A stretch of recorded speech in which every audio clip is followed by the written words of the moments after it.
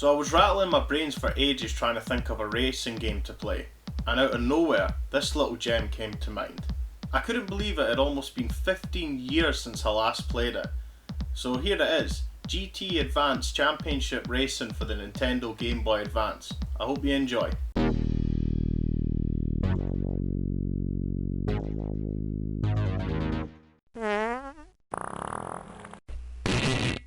It must have been 2004 when I last played this game. I got the Nintendo GameCube for Christmas in 2003 with a few games, most notably Mario Kart Double Dash and Need for Speed Underground. I was obsessed with racing games around this point. On that same Christmas, I also got the Game Boy Player attachment so I could play Game Boy games and Game Boy Advance games blown up on the TV. I was never really the biggest fan of handhelds, so this was the best solution for games I really wanted to play on handheld systems. After all the dust had settled from that Christmas, and after I'd completed Need for Speed and Mario Kart, there was just one more racing game for me to complete, and that was GT Advance Championship Racing for the Game Boy Advance. It's the first game in this racing series and was first released in March of 2001 in Japan. It was a part of the many launch titles for when the Game Boy Advance was released and arguably the less spoken of out of the bunch. Published by THQ and developed by MTO, who are now mostly known purely for the GT Racing series.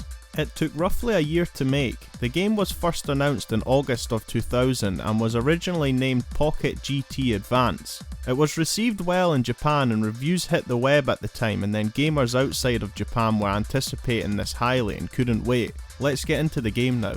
It's got a nice slick menu system that's easy to navigate, multiple options to choose from, but let's get right into the championship mode. Here is where you're going to be spending most of your time with this game. In Championship mode, you race across 32 tracks that are cut up into 4 different classes: Beginners, Middle, High, and Professional class. So that's 8 races per class type. You start with 14 cars out of a total 48 licensed vehicles that can be unlocked by winning races.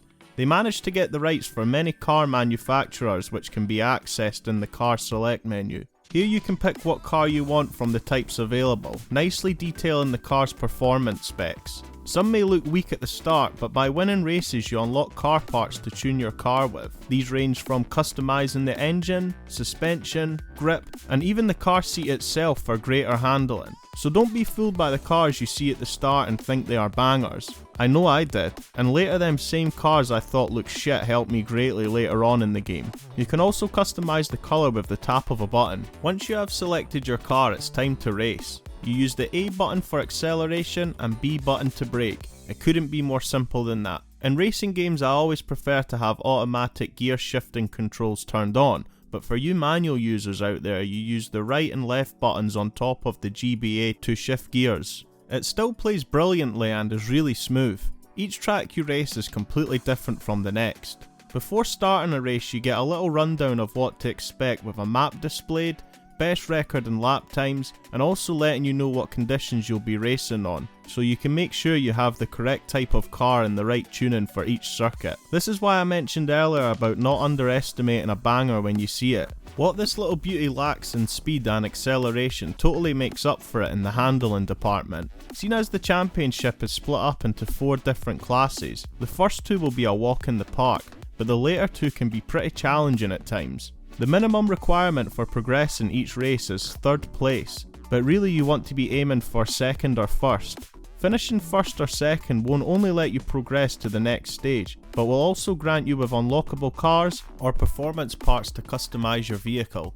Finishing 3rd won't give you anything other than a pass to the next stage. So later when it becomes harder and you're literally progressing by the skin of your teeth, you'll feel slightly underpowered compared to the other cars because you haven't been unlocking performance parts on the way. The other 7 AI opponents put up a good fight also, sometimes bashing into the side of you, making you bounce off the track into tougher terrain. A lot of the tracks later on become very narrow with really tight cornering, so you'll want to master the art of drifting round corners as soon as possible. The drifting has to be my favourite part of the gameplay, from the sound effects of you turning to the smoke coming off the tyres. I love pulling off a successful drift, but be careful not to spin out. There is always something to look at, whether it be the skyline in the distance on a course played at night, or even the water splashing up at the starting line in wet conditions. It's the little things that pop for me. The cars look really well detailed, and the track layouts also. Some can cause a little bother though, especially the courses shaped out in a grid style. It can be a little hard to judge whether or not it's a corner you can take, sometimes resulting in you hitting an invisible wall and forcing you to restart the race. The boundaries can be a little tough to see as well at times. The draw distance isn't that far, so pay attention to the on-screen directions the game gives you, so you know when a corner is coming up. It's also worth paying attention to the map on screen also as a backup. Still to this day playing this now, I can't believe this is running on a handheld. The sound is also great. Not every car sounds the same, and you can also tell the difference after you have installed performance parts onto it too. Nothing beats the sound of a highly tuned car shifting gears on a straight bit of a circuit.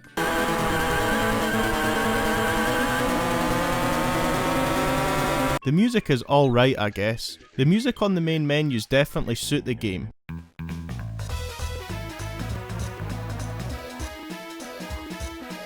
But the in-race music?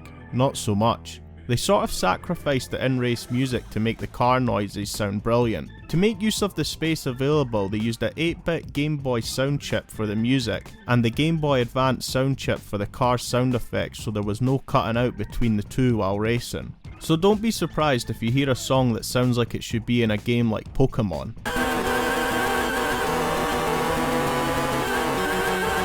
I can't be the only one that hears the resemblance with this song and the battle music from Pokemon, surely. Once you have fully completed Championship mode, finishing first in all races and unlocked all cars and performance parts, you unlock kart racing and Formula 1 cars. Which made me think if this was originally meant to be a kart racing game, just because, like I said, in development it was called Pocket GT Advance. Karts are small, pocket size. Who knows, I might be clutching at straws here with that, but it is possible I guess. But it's probably because the Game Boy Advance is pocket sized. But yeah, it's a nice added bonus for completing the Championship mode. Sadly though, they all come with the same stats and cannot be customised, and also cannot be used in Championship mode. You can play multiplayer races in this with the Game Boy Advance link-up cable, but none of my friends had this back when I was in school, so I never got the chance to see what that was like. It was received really well by critics and players, praised highly for all the positive things I have mentioned, although one thing that did frustrate players was the save feature. It wasn't as simple as saving a game and reloading it, it uses passwords. I was lucky that I bashed this out in one sitting for this video, but I do remember when I was younger, I absolutely struggled with dyslexia, so I'd sometimes write down a lowercase letter instead of an uppercase letter, and it would result in me having to restart the game from scratch. It is funny thinking about it now though, but it really was a pain in the arse for me back then. It really all came down to saving as much money as possible. The Japanese version had a save feature, but THQ for some reason dropped it for the American and European release. All in, this game done that well, it received a sequel in the form of GT Advance 2 Rally Racing in the same year. First time playing it just now to capture the footage of what you're seeing now on screen, and it is completely different from the first one. Looking forward to giving it a proper bash though. GT Advance Championship Racing is a great play, and I'd highly recommend it to anyone looking for a good, simple pick up and play racer. Yeah, so that pretty much wraps my review up. I would really suggest you to give this a bash if you haven't before, and actually I just noticed on the box, most impressive real world handheld racing game available, and I quite believe it for the time. So yeah, if you have any previous memories, past or present, of this game, then please leave a comment. I do like interacting with people in the comments section, and as always, if you haven't already and would like to be kept up to date with future content I upload, then please subscribe to my channel, and that's pretty much it. Thanks, I'll see you in the next one, bye.